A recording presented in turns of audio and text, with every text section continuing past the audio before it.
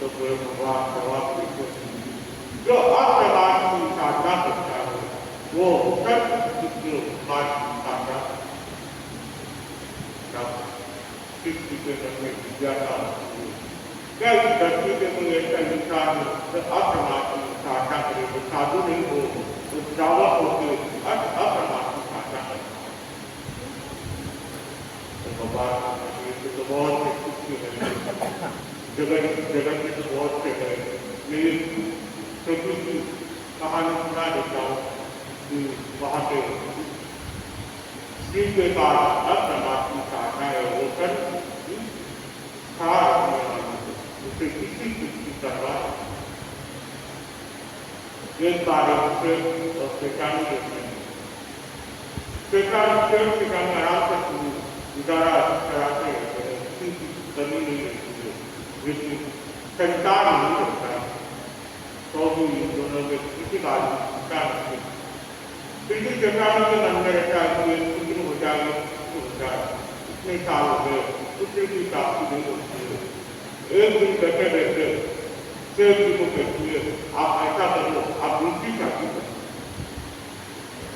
तो एक पुत्र की प्राप्ति हो जाएगी, अपना वही खाते पड़ जाएगा। शेर मना करता है कोई जरूरत नहीं है, डिफिकल्ट नहीं है, स्त्री की हट के काम है, किसी की चलती नहीं तो वो भी हट करके बैठ जाती है, शादी को आप लोग कर रहे हैं। शेर देखता है कि आपको कुछ दिक्कत नहीं है तो वो भी आ जाते हैं। अब वो लकड़ी ढूंढना चालू करने के लिए और एक पास आने वाले लकड़ी देख के शेर की शादी करवाई। शादी कराने के साल सवा साल के बाद लड़का हो जाता है, उसी का प्राप्ति हो जाती है। अब वो पूरा घर का काम काज छोटी वाली बहन समझ के छोटी बहन से सोच के ये धर्म ज्ञान में लगता है। इसे आप धर्म से कोई लेना देना अपने बच्चों के दूसरे के अलावा आपसे भी कहीं कुछ लेना देना नहीं, जैसे मेरे धर्म ज्ञान में मैं चाहती हूँ तुम जानो, तुम्हारा परिवार जाने तुम्हारा पूरा परिवार तो घर की शादी थी वो अपनी छोटी बहन को देके पूरा परिवार उसकी सौंपे। अब जब वो किया जाती है कि माँ पूछती है कैसी है बेटी, तो उसका एक ही जवाब रहता है जहाँ सोचल हो तो वहाँ बेटे रह सकती है। मेरी सोचल मेरे हर बार नहीं करती, मेरी सोचल भी सुनते हैं, मेरी तो कोई बात सुनते ही नहीं है तो मैं कैसे सुखी रह सकती हूँ। हालांकि जब उसको दिया हुआ उसके बात गई फिर भी उसके मन में सोचल करके देखती है तो मैं जैसे कुछ रहती हूँ माँ, तो माँ को कुछ न कुछ रखता निकाले उसको ससुराल के लिए निकाल और वो चिंतन करने लग गया कि अब उसका कोई ना कोई तो निकालना पड़ेगा, उसको घर से बाहर को निकालना पड़ेगा। फिर कोई नहीं वापस वापस पूछते नहीं क्या कैसी है व्यक्ति, उसका एक ही जवाब है जहाँ सोचन हो वहाँ कहाँ से मिलेगा। मेरा बच्ची उसकी बात कहे नहीं, उसकी चिंता ही नहीं है, लेकिन नौकरा की तरह रहती है। अब उसको वो गुस्सा आ जाता है, माँ बच्ची को क्या गुस्सा वापस आएगी तो बहुत मुश्किल भी लेके आएगी तो देखते हैं ये आप चिंतन करती रहती है क्या करे, मेरी बेटी को कुछ करना है उसको घर से बाहर निकालना और योग संयोग से एक सन्यासी वहाँ उसके गले शिक्षा के लिए आ जाता है, उसके गले में मुंडन की माला रहती है, हाथ में चलना एक हाथ में टिकिट रहता है, वो वहाँ शिक्षा के लिए आता है। ये सोचती है कि सन्यासी में शिक्षा का सन्यासी नहीं बहुत बड़ा मंच मातू होगा, मैं उसको अच्छा अच्छा खिलाऊंगी, उसके बाद उससे बातचीत करूंगी कि ये मेरा बाप है। अब सन्यासी के पास पहुंच जाती है, उसको सन्यासी को घर पर बैठा के खाना परोस के खाना बनाकर अच्छा खाना बनाकर खिलाती है। खाना बनाने के बाद दक्षिणा देती है, फिर घर के बाहर जाने के बाद बाहर घर के अंदर से बात नहीं कर सकती थी, घर के बाहर कभी उसकी बोलती है मेरा काम करो निकला मंत्री बाटी पूछा बोलो क्या काम है, मेरी बेटी जगह दिलाई मुझे उसकी सोचन है, जो उसकी सोचन बहुत परेशान करती है, उसको मारना है, सोचन को मारना।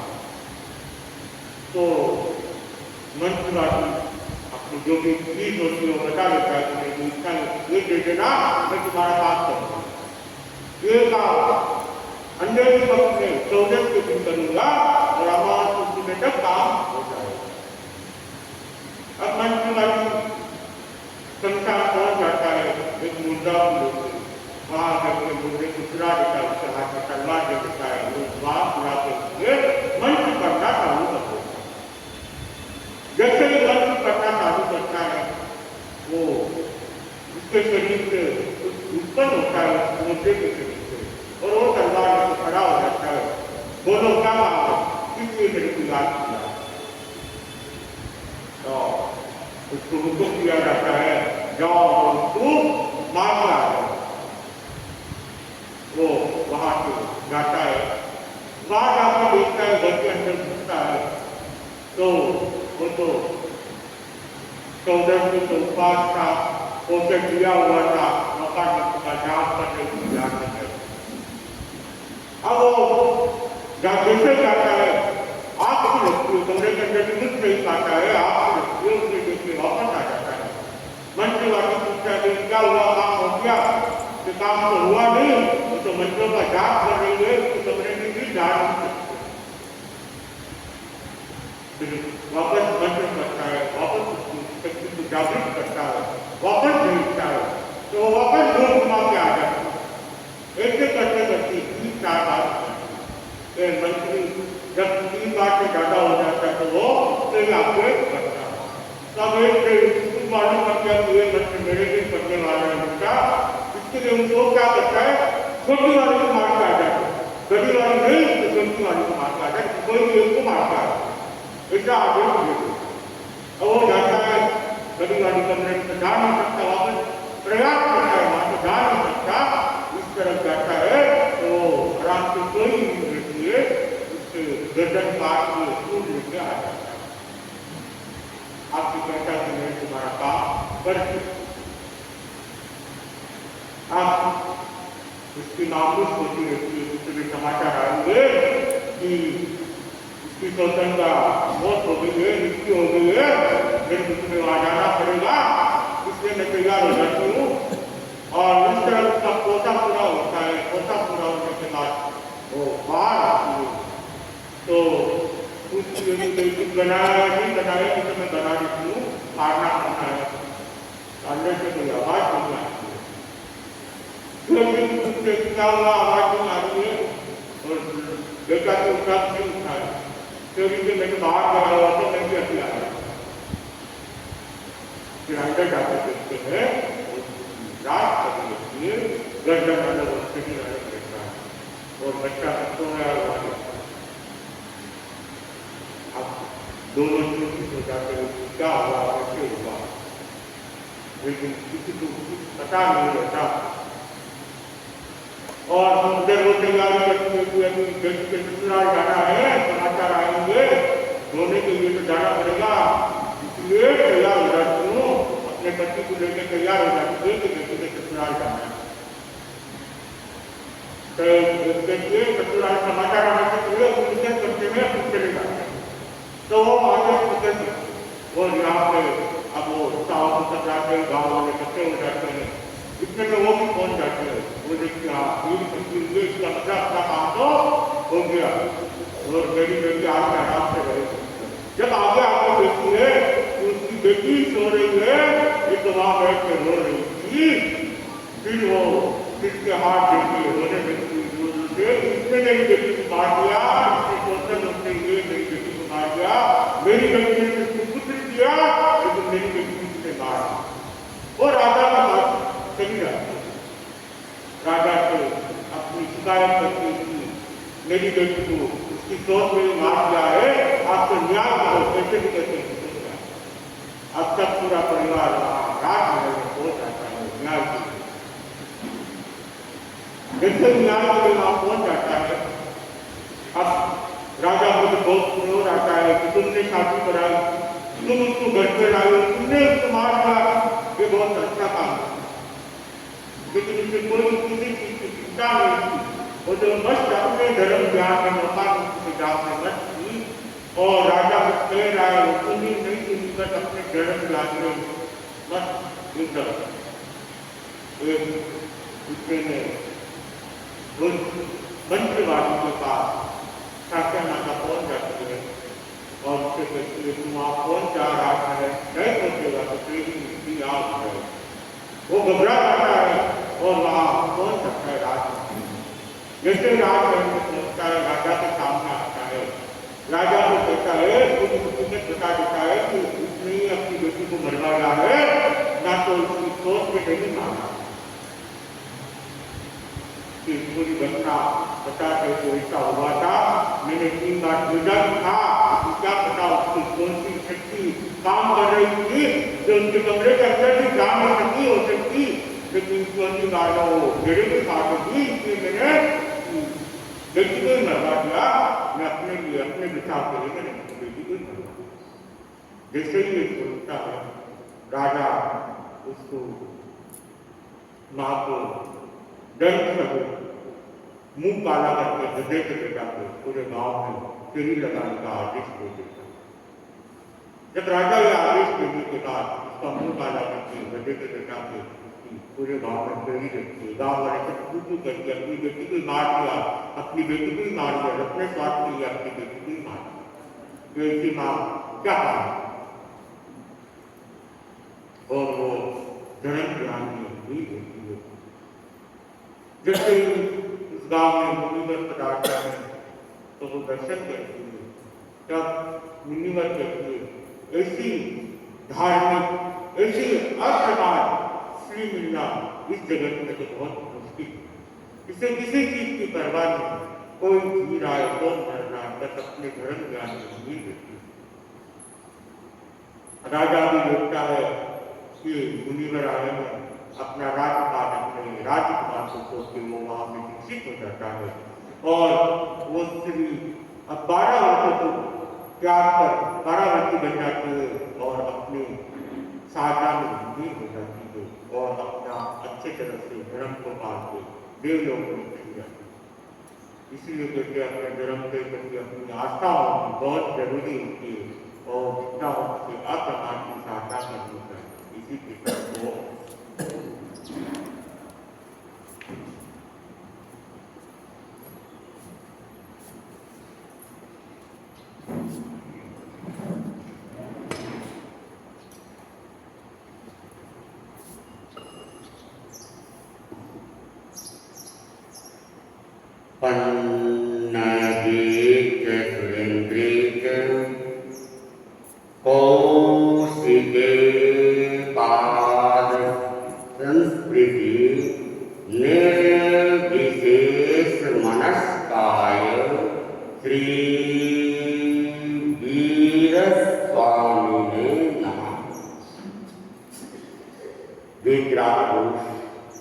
भगवान हरि को शब्द बोलना।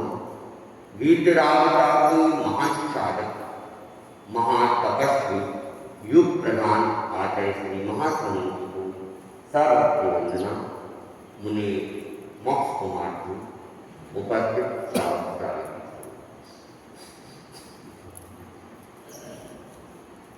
श्री नमो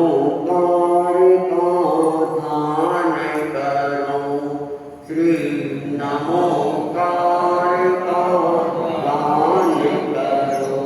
तन्मय बन कर गुणगान करो, तन्मय बन कर गुणगान करो। निज आत्मा का कल्याण करो, निज आत्मा का कल्याण करो। श्री नमोकार का गान करो, श्री नमोकार का गान करो। प्रभु अरिहत राग विजेता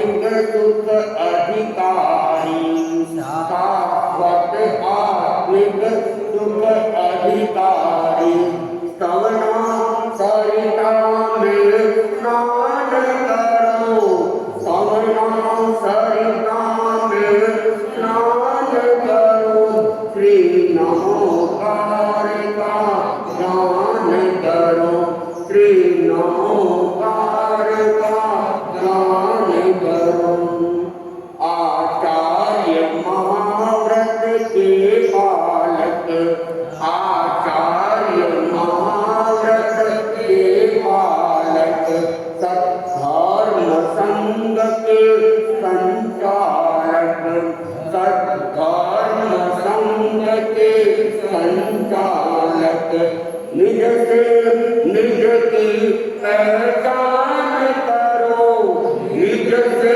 निज की पहचान करो श्री नमोकार का ध्यान करो श्री नमोकार का ध्यान करो हे उपाध्याय आगम ज्ञाता हे उपाध्याय आगम ज्ञाता सज्ञान प्रदान श्रवण प्राता सज्ञान प्रदान श्रवण प्राता पापों से निज का त्राण करो पापों से निज का त्राण करो श्री नमोकार का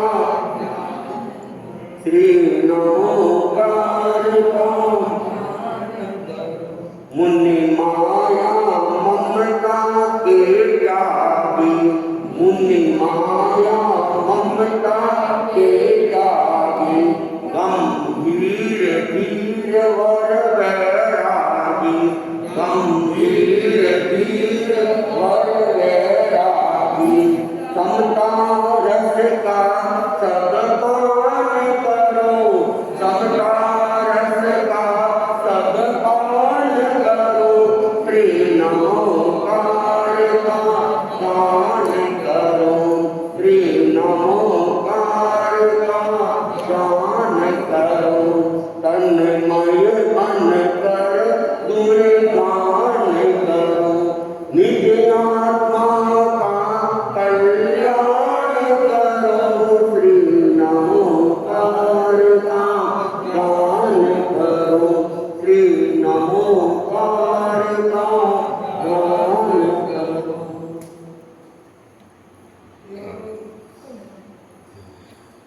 कहा गया है कि सूर्य की उपस्थिति अंधकार के लिए प्रतिबंधक होती है जहाँ सूर्य आ जाता है वहाँ पे अंधकार दिखता नहीं है एक बार कहते हैं कि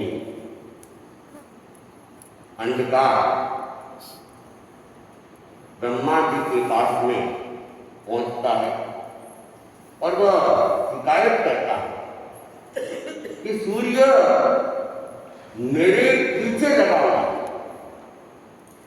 वह मेरे अस्तित्व को समाप्त करने में लगा हुआ है ब्रह्मा जी ने कहा ये तो अच्छी बात नहीं इस सृष्टि की रचना मैंने की है और इस सृष्टि में सबको समान अधिकार है सबको जीने का अधिकार है किसी के अस्तित्व को नष्ट करने का अधिकार किसी के पास नहीं तो अंधकार की ये शिकायत हुई उसको निश्चिंत किया और सूर्य को बुलाया और सूर्य को कहा सूर्य क्या बात है तुम मेरी सृष्टि में अपने अधिकार जमाना चाहते हो मैंने जिस सृष्टि का निर्माण किया है उसमें तुम उथल पुथल करना चाहते हो उसने कहा भगवान मैंने तो कुछ नहीं किया मेरी कौन सी गलती हो गई अगर कोई गलती हो गई है आप बताए मैं अपनी गलती को सुधार लूंगा तब ब्रह्मा जी ने कहा तुम अंधकार के अस्तित्व को क्यों मिटाना चाहते हो? बेटा, मैं तो किसी के अस्तित्व को नहीं मिटाना चाहता हूं। ये बड़ा अंधकार है कौन? मैं तो उसे जानता तक नहीं हूं, फिर भला मैं उसके अस्तित्व को कैसे मिटाऊंगा?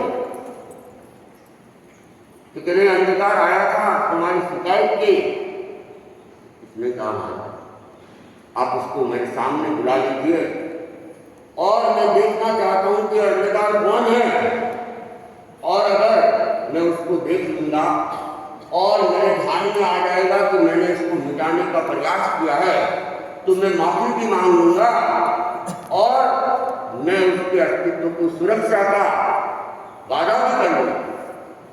लेकिन क्या कभी संभव है कि जहां सूर्य हो वहां अंधकार आए?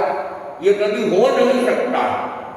जहां सूर्य होता है वहां प्रकाश ही प्रकाश रहता है, अंधकार का अस्तित्व रह नहीं सकता। तो वैसे ही कहा गया कि जहां पर नीति निष्ठा होती है वहां पे पाप का आगमन भी हो नहीं सकता। सूर्य के अंधकार के लिए सूर्य प्रतिबंधक हो जाता है, वैसे ही नीति निष्ठा यह पाप कर्म के लिए प्रतिबंधक हो जाती है। यदि पाप कर्मों के आगमन को रोकना है तो भावों के अंदर पवित्रता हो, प्रामाणिकता हो, ईमानदारी हो और नियम और नीति के प्रति निष्ठा हो।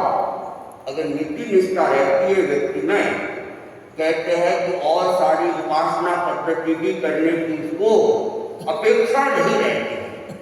आचार्य तुलसी ने अमृत नाम से एक नए आंदोलन की स्थापना की।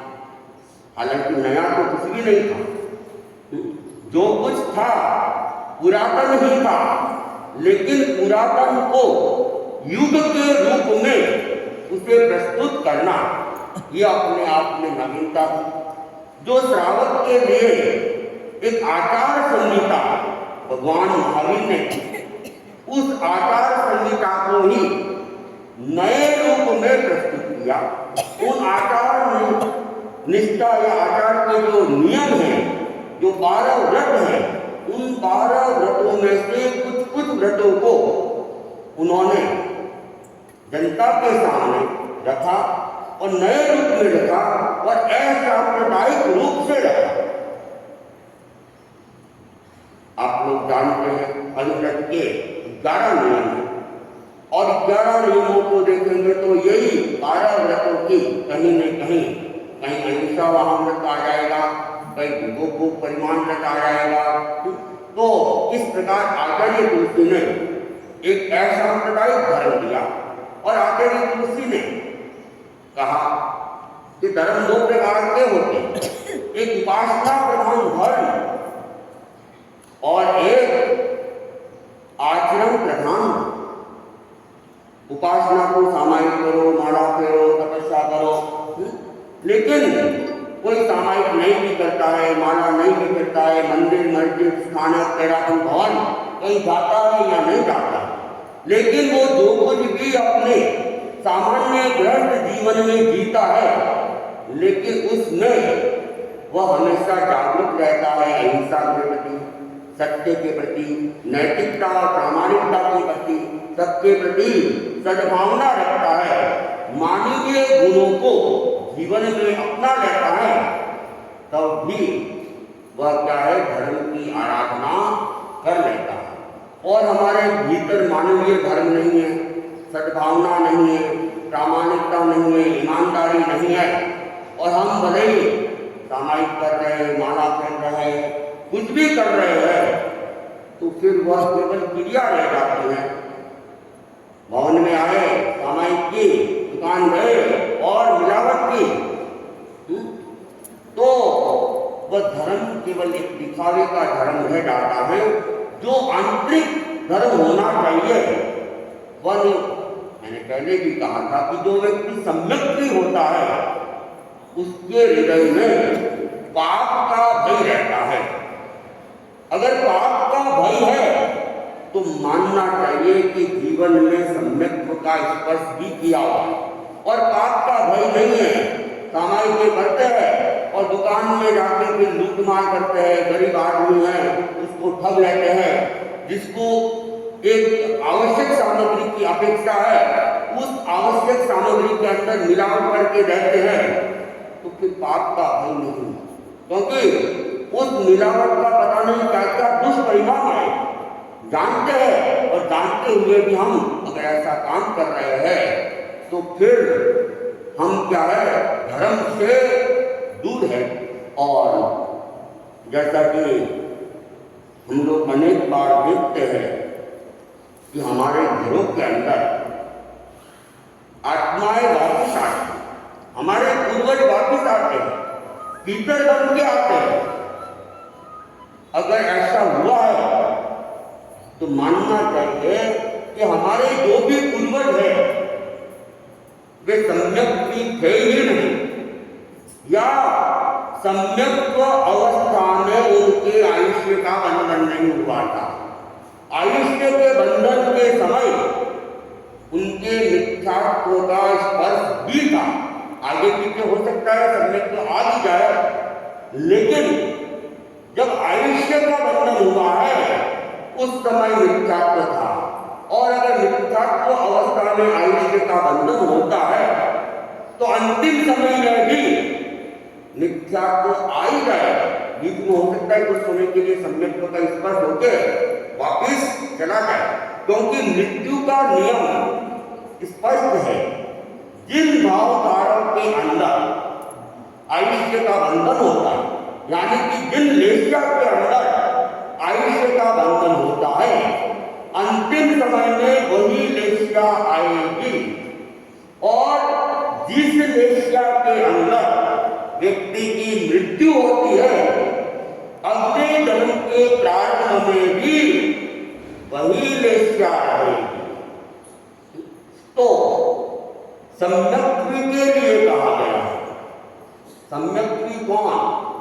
जिसको देव गुरु धर्म के प्रति यथार्थ श्रद्धा हो, अपने आत्मा के अस्तित्व के ऊपर श्रद्धा हो, जिसको पाप से भय हो, वह सम्यक्त्व है। चाहे भले ही वह कभी संतों के ठिकाने न भी आता हो, माला सामायिक न भी करता हो, तपस्या नहीं भी करता हो, लेकिन सही को सही जानता है, यथार्थ को यथार्थ मानता है। वो जानता है कि धर्म करना अच्छा है, उपवास करना अच्छा है, लेकिन कमजोरी है कि वह नहीं कर पा रहा।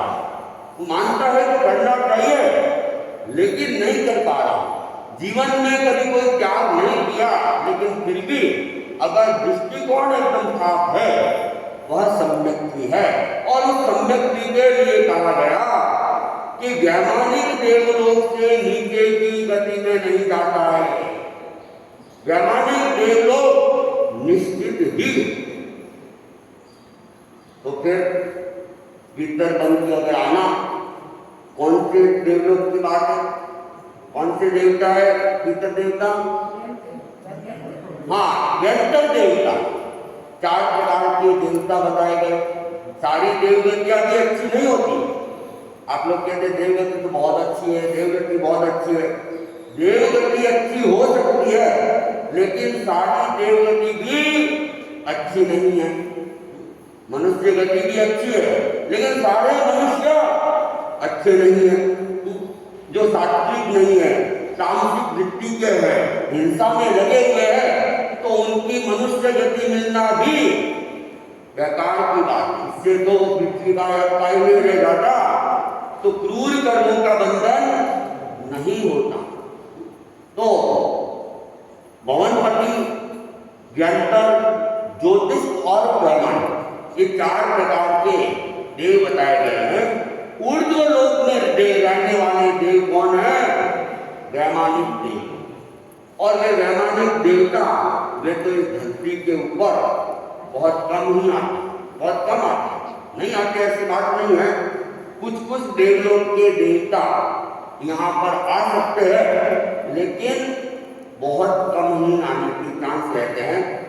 और जो व्यंतर देवता है, भूत, प्रेत, राक्षस, कन्या, यक्ष, ये सारे हमारे इस आसपास में ही रहते हैं, इस मृत्यु लोक में ही रहते हैं। तो पितर योनि भी इन्हीं के अंतर्गत में आती है और उनको सम्मान की भावना भी रहती है, मान अपमान भी उनको महसूस होता है और वे धन के प्रति, मकान के प्रति, परिवार के प्रति मोह भी रखते हैं।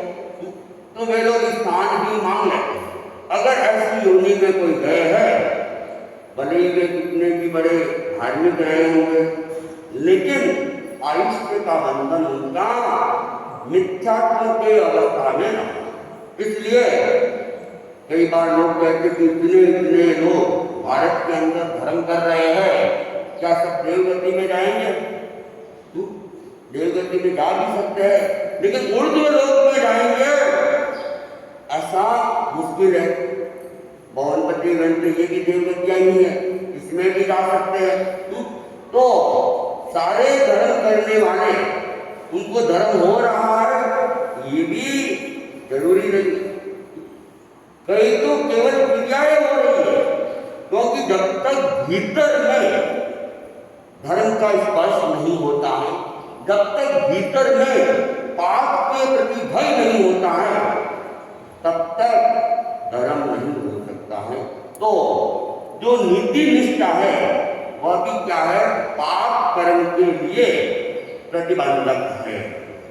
और कहा गया कि कोई व्यक्ति सन्मार्ग में संपत्ति का व्यय करता है, कोई बड़ी बात नहीं, लेकिन संपत्ति का जो अर्जन किया जाता है उस अर्जन में वह नीति निष्ठा रखता है, ये वर्तमान युग में एक तरह से चुनौती है।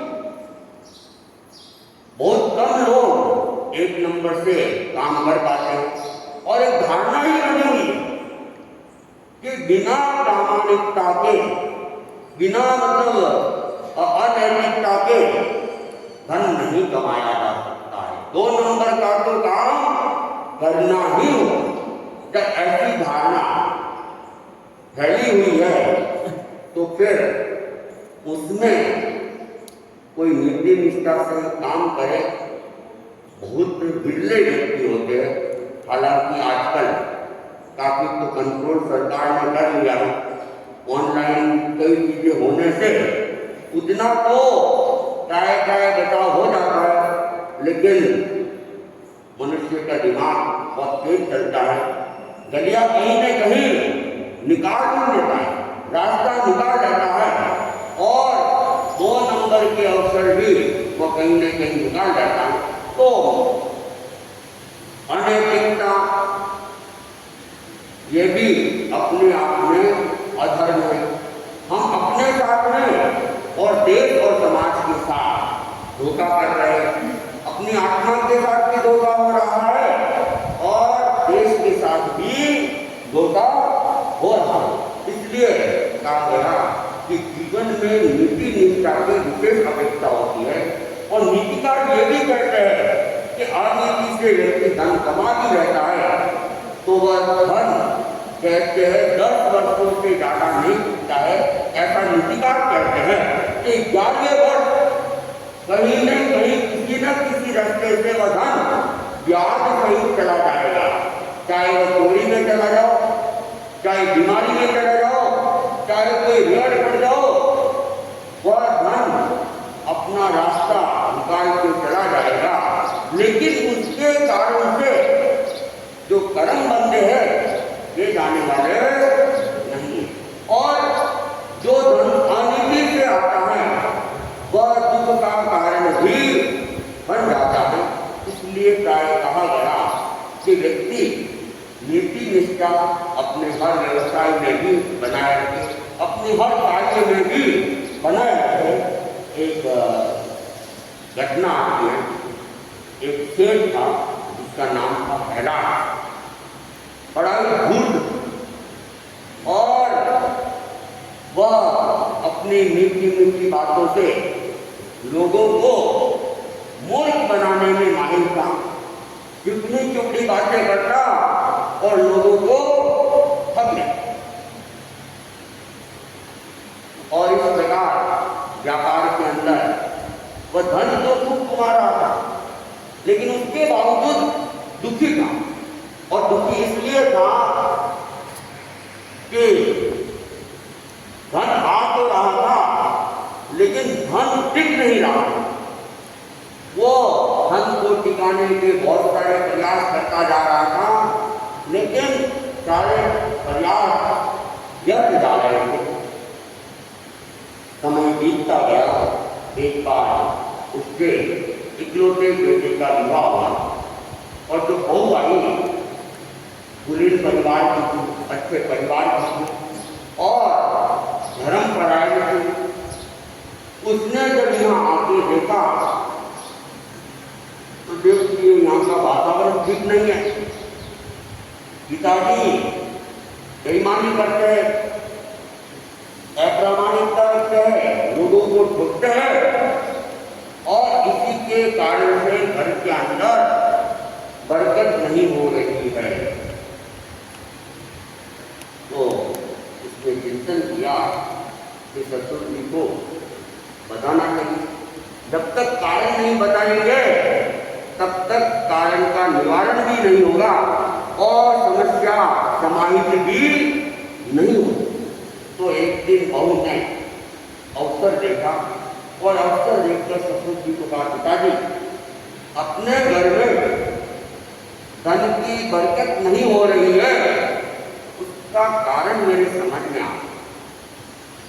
ससुर जी ने कहा, क्या बताओ क्या कारण है, किस कारण से धन की बरकत नहीं हो रही है? तब बहू ने कहा, पिताजी आप व्यापार के अंदर अनीति करते हैं, बेईमानी करते हैं, लोगों को ठगते हुए मुक्त बनाते हैं, ये अच्छा नहीं है। इससे हमारे कर्मों का भी बंधन होता है और बेईमानी से आया हुआ धन, वह धन ज्यादा टिकता भी नहीं है। इसलिए आप क्या करें, व्यापार के अंदर प्रामाणिकता का प्रयोग करें।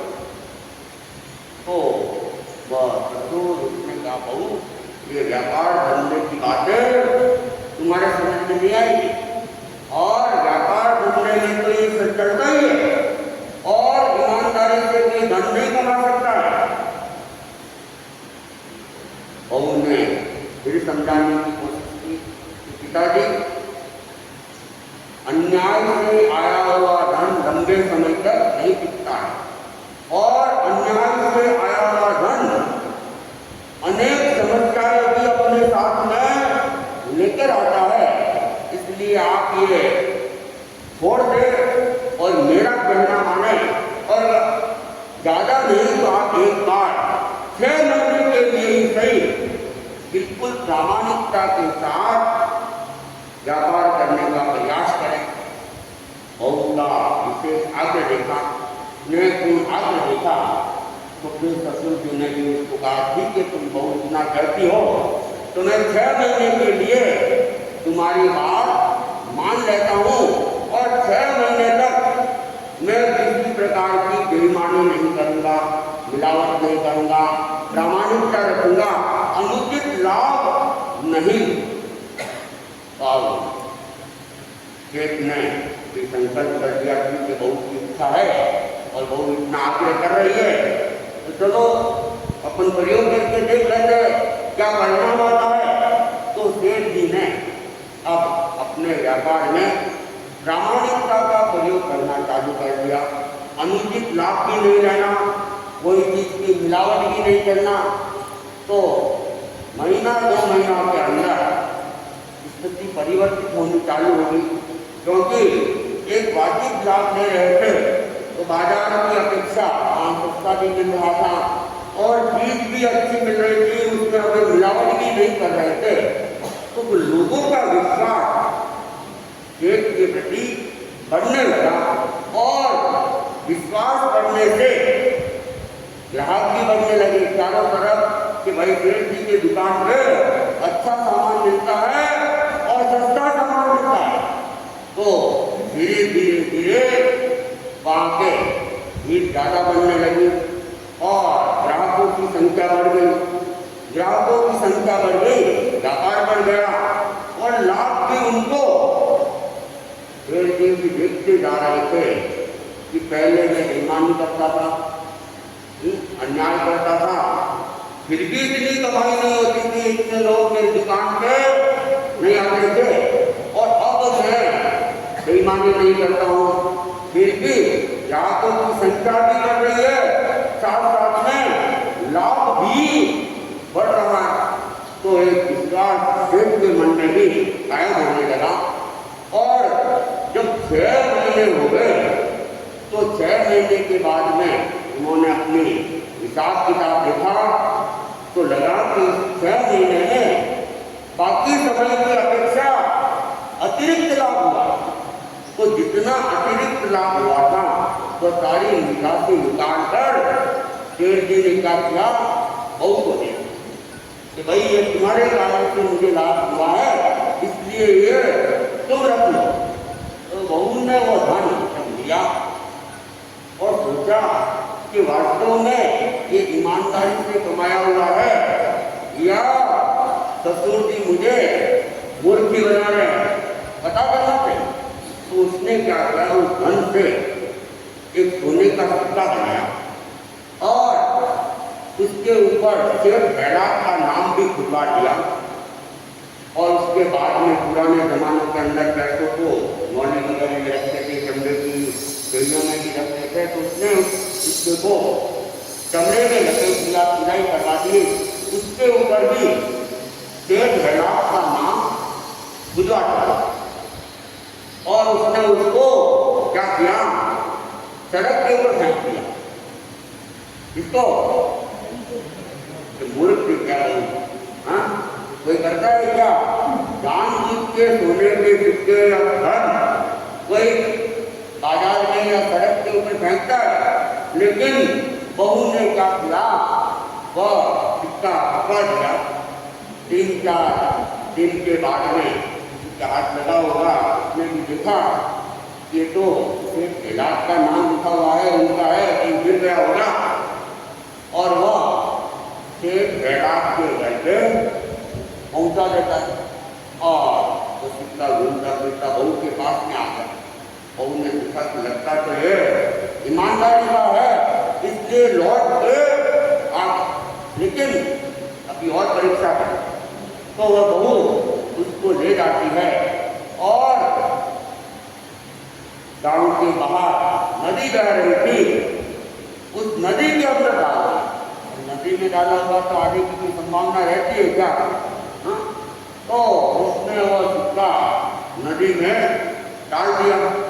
वो सिक्का कोई एक बड़ी मछली के पेट के अंदर चला जाता है और उस समय बाद वो मछली किसी मछुआरे के जाल में आता है और मछली को जब वो मछुआरा काटता है तो वो चमड़ी का वो लपेटी हुई थी वो बाहर निकलती है और उसके ऊपर वो क्या देखता है, शेर बैराग का नाम।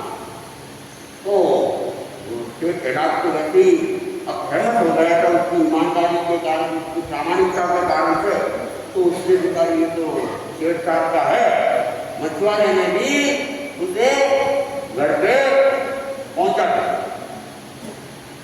उन्होंने देखा कि ये वास्तव में ही नीति से कमाया हुआ धन है, नहीं तो मछुआरे की भावना भी बिगड़ जाती, गलत चीज से कैसा चीज दूसरों की भावनाओं को भी बिगाड़ सकता है, लेकिन मछुआरे की भावना में भी बिगाड़ नहीं हुआ है और उसने वापस लौटा दिया है, तो निश्चित ही ये धन चाहे प्रामाणिकता से प्राप्त किया हुआ है। वह बहुत के पास में सेठ जी को बुलाती है और सेठ जी को कहती है कि आपने ये धन जो नीति नेता से कमाया, मैंने इसको फेंक दिया, सिक्के को फेंक दिया सड़क के ऊपर, लेकिन 3-4 दिन बाद ही लौट के आ गया। फिर मैंने इसको समुद्र में गिरा दिया, वह भी वापस आ गया। तो जो धन ईमानदारी और नीति निष्ठा से कमाया हुआ है वो हमेशा लेकिन जो बेईमानी से कमाया हुआ धन होता है वह तब चला जाए कुछ गैर हो सकता है। तो सेठ को भी विश्वास हो गया और वह भी देख रहा था सामान्यता से भी व्यापार करने से व्यापार में वृद्धि हुई है, लाभ ज्यादा हो रहा है, बहू का इतना आग्रह भी है, तो क्यों भला